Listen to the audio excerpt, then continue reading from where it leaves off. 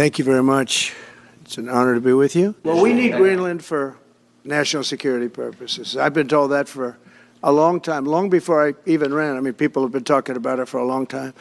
You have approximately 45,000 people there. People really don't even know if Denmark has any legal right to it. But if they do, they should give it up because we need it for national security. That's for the free world. I'm talking about protecting the free world. You look at, you don't even need binoculars. You look outside, you have China ships all over the place. You have Russian ships all over the place. We're not letting that happen. We're not letting it happen. And if Denmark wants to get to a conclusion, but nobody knows if they even have any right, title, or interest. The people are going to probably vote for independence or to come into the United States.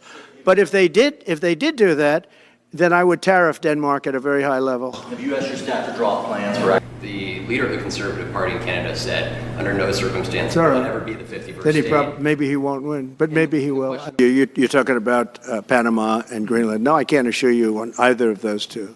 But I can say this, we need them for economic security. The Panama Canal was built for our military. I'm not going to commit to that now. It might be that you'll have to do something. Look, the Panama Canal is vital to our country. It's being operated by China. China. And we gave the Panama Canal to Panama. We didn't give it to China. And they've abused it. They've abused that gift. It should have never been made, by the way. Giving the Panama Canal is why Jimmy Carter lost the election, in my opinion, more so maybe than the hostages. The hostages were a big deal. But if you remember, and nobody wants to talk about the Panama Canal now because, you know, it's inappropriate, I guess, but because it's a bad part of the Carter legacy. But he was a good man. Look, he was a good man. I knew him a little bit, and he was a very fine person. But that was a big mistake. Giving the Panama Canal to Panama was a very big mistake.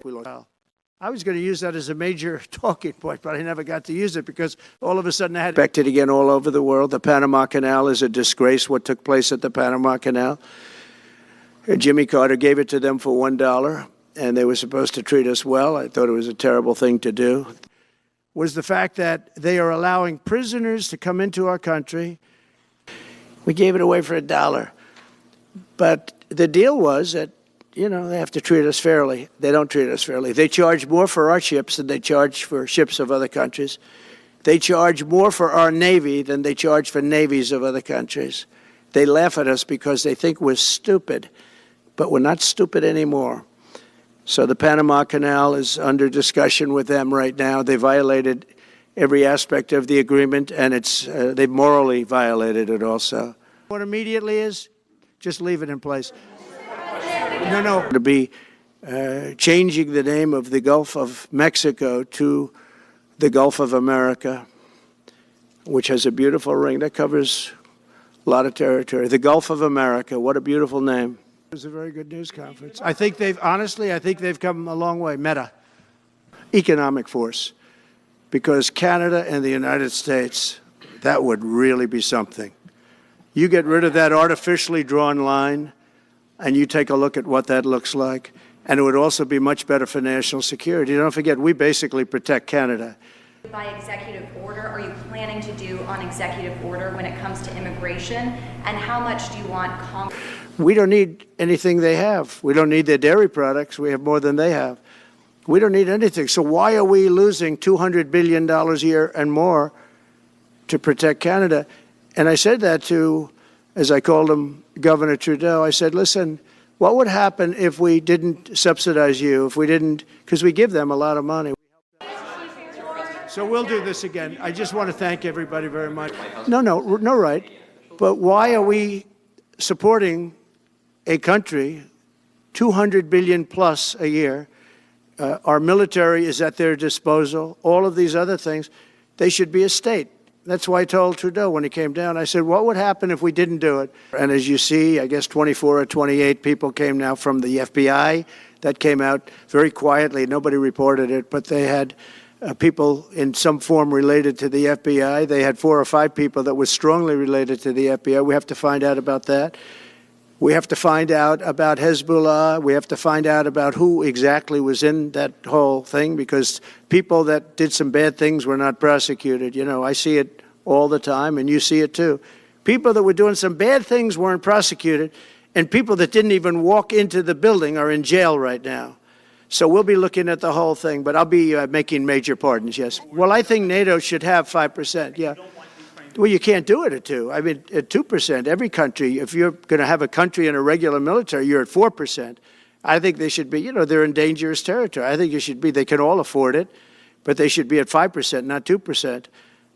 I'm the one that got them to pay 2%. Provide a security guarantee if they do enter into an armistice or a ceasefire.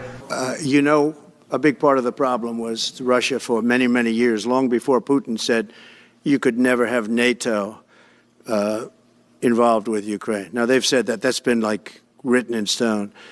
And somewhere along the line, Biden said, no, they should be able to join NATO. Well, then Russia has somebody right on their doorstep, and I could understand their feeling about that. But there were a lot of mistakes made in that negotiation. And when I heard the way that Biden was negotiating, I said, you're going to end up in a war. And it turned out to be a very bad war. And it could escalate. That war could escalate to be much worse than it is right now. They had a deal which would have been a satisfactory deal to Ukraine and everybody else, but that Biden said, no, you have to be able to join NATO. And that's always been, and nobody knows more about NATO than I. You know, years ago when I first started this, I didn't know too much about NATO, but I got it right anyway. I said they're taking advantage. I'm the one that got, and the Secretary General was here, as you know, 2 weeks ago, saying that if it weren't for me, NATO wouldn't even exist right now, because I raised from countries that weren't paying their bills. At that time, 28 countries, 20 of them were not paying their bills, 21 to be exact. They weren't paying, or they were paying a very small portion.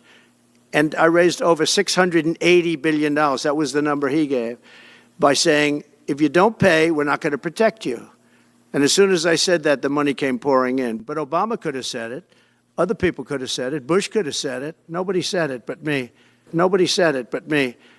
I took a lot of heat. They said, oh, that's a threatening statement. Well, they weren't paying their bills. I said, we're not going to protect you if you're not paying the bills. So, in a true sense, I saved NATO, but NATO's taking advantage of us. Well, we need Greenland for national security purposes. I've been told that for a long time, long before I even ran. I mean, people have been talking about it for a long time. You have approximately 45,000 people there. People really don't even know if Denmark has any legal right to it. But if they do, they should give it up, because we need it for national security. That's for the free world. I'm talking about protecting the free world. You look at, you don't even need binoculars. You look outside, you have China ships all over the place. You have Russian ships all over the place. We're not letting that happen. We're not letting it happen. And if Denmark wants to get to a conclusion, but nobody knows if they even have any right, title, or interest. The people are going to probably vote for independence or to come into the United States. But if they did do that, then I would tariff Denmark at a very high level. Thank you very much. Thank you.